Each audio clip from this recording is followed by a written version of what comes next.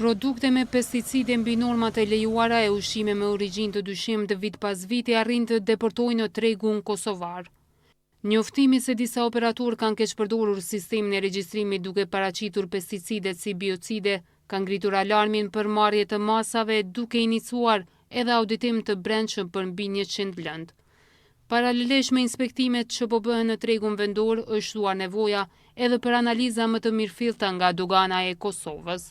Ne synojmë që së shpejti të fillojmë edhe me zhdoganimin para arritjes. Kjo në kupton që i tërë formaliteti për dërgesat që janë në import dhe në eksport të përfundoj para se malli të arrijë tek dogana. Kështu që i lejon kohë të mjaftueshme doganës për vendimarrje efikase, për me bë analizë të mirëfillt të rrezikut, në mënyrë që me vendos cilat dërgesa çfarë kontrolli nështrohen. Në këtë drejtim jemi në përgatitje bashkë me Agjencinë e Ushqimeve Veterinës, për shkak se edhe ata e kanë pjesën e sigurisë së ushqimeve.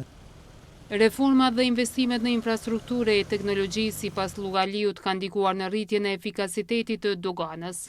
Me këtë rast, ai tregoi se vetëm në 2025 kanë konfiskuar mall me vlerë 18 milion euro.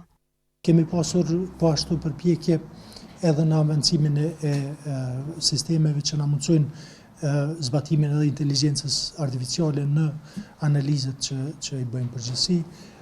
Kanë qenë një mëri e reformave edhe me risistemim të stafit në disa procese të avancimit që kemi bërë, avancimet të reja në pozita caktuara. Gjitha këto së bashku kanë ndikuar që me pas një efikasit më të mirë se sa vitin paraprakdukshëm.